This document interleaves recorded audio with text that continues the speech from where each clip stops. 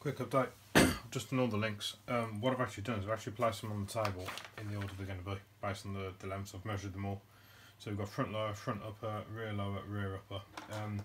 The reason they are different lengths, it shifts the bias of the chassis, so the front links are slightly longer, allowing it to perform better when climbing, crawling. And it also allows the gearbox and everything to sit nicely, slightly off centre. But you will see all of that as we build it. Going on from here, the next step, step G, from memory, is actually pre-done for you. So it's just a case of where we go. G, here we go, bag G. So although it shows you in the instructions how to actually build these up yourself, they're already done. So you know, happy days. And they're nice, they're solid. I've used these on a few trucks now. Same as on the F-150 and so on. Metal, if you do need to kind of strip them down and rebuild them, you can do. Wouldn't hurt to add a little bit of grease, which I'll probably do before I build it completely. But yeah, you got your front and your rear, and the front slightly longer to go with the shafts. So happy days. Back to the time lapse.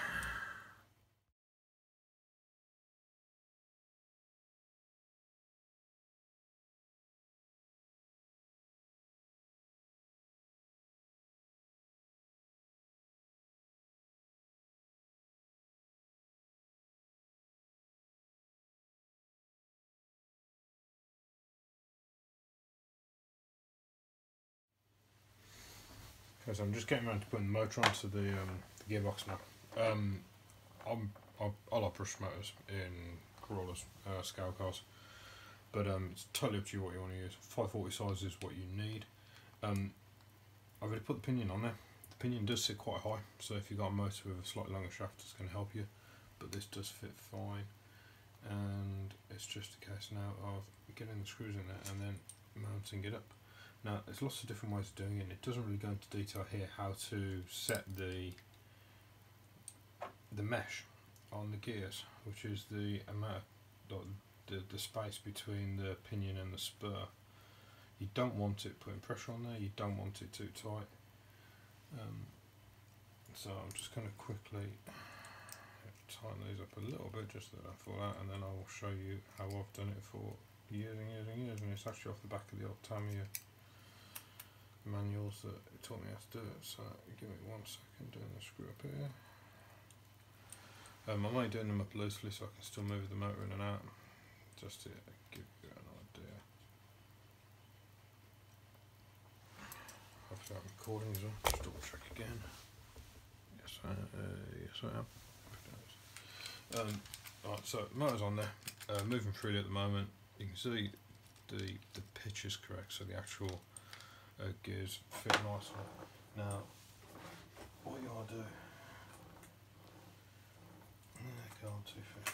What you ought to do is you want to get a bit of paper, bit of card, receipt from RC Bits maybe, if you got one of them, and you want to feed, I've got like 4 pieces of paper there, and you want to feed it through the gears,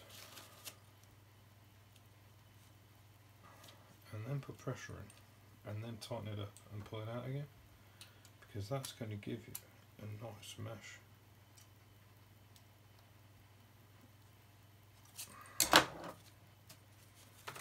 There you go.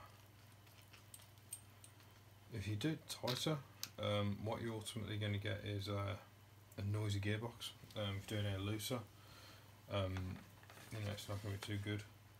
I'm actually going to change that slightly because I felt it's a little bit too loose. So I'm going to go with single folded paper instead. So I'm going to slide that back in again.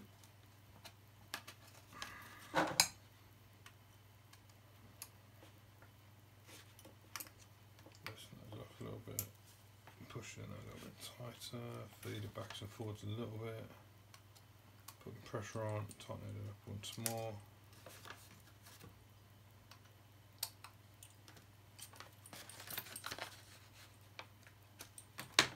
There we go, that's That's much better.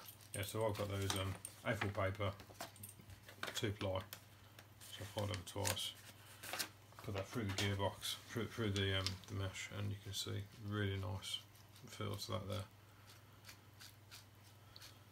Cool. I'll get on with the build.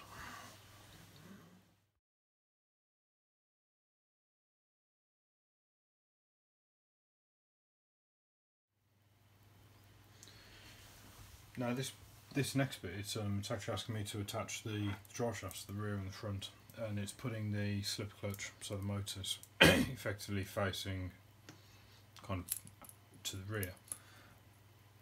This is optional. You can mount these on the SCA 1A chassis either way, so you can flip the transmission around. For the sake of the build now, I'm actually going to be building it exactly as the manual, and I will be stepping back at some point and rebuilding certain parts of it.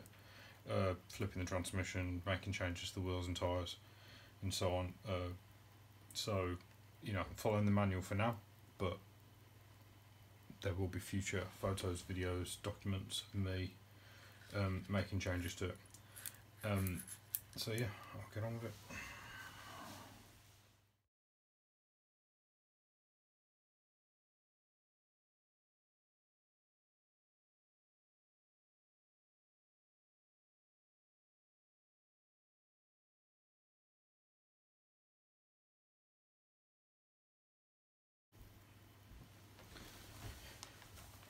So I'm on my last bag now. I just wanted to come back into real time while I go through this last bag, because this is one of the things that a lot of people are going to be doing. One of the mods that you can actually buy now for the ready to run Lynxes and Coyotes and so on, and that is the chassis mounted servo and upfront battery. And it's the fitting of this part, so I'm going to do this bit in real time so you can actually see what I'm doing here. I'll just open up the package though, getting them in my little tubs so I can access the screws a little bit easier while I'm going for it.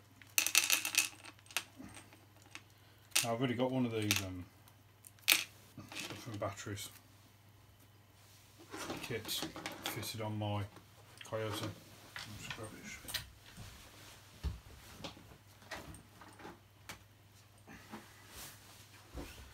And it really does make a huge amount of difference. So I'm just quickly pins on here. Show you what we're talking about.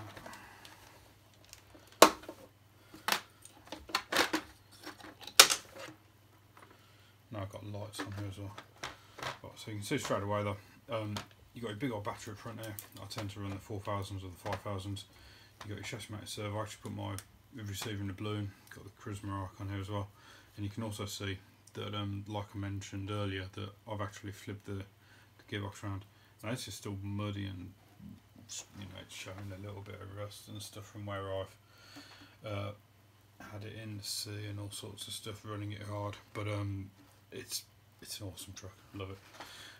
But you can see here the actual layout. Let me take the battery out so you can see a little bit better. So you can see the layout there. It's a little bit difficult because this is connected to the lights on the shell, but you can see there what it's looking like. And the flip side of this, if I take that off and then put that off just for a second.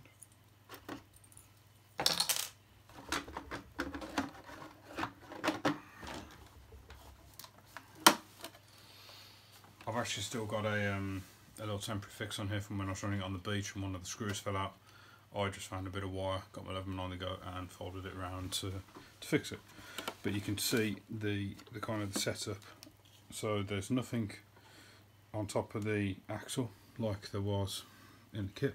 So it's all gone off there. And you can see the steering is feeding direct off there.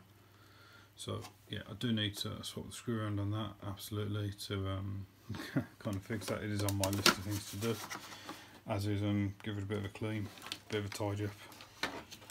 But yeah, I put her through her paces to make sure that she's good and she goes well. But back to the new kit. and now I've got loads of bits of crass all over my table as well. So fitting this bolt, I'm going to start putting a little bit of it together while I'm talking to you here. The one thing that you know you really should do as well at this stage, this is where you're putting the servo on, and you want to make sure that your servo is centralised. There are ways of doing it where you just kind of put a horn on there, turn around a few times, you can work out the end points and then put it in the middle and hope for the best. But to do it properly, you really need to connect it to your receiver, get a battery on the go, and set the servo straight, because you need that horn to be dead straight. Loads of different brands you can use, go for anything you need.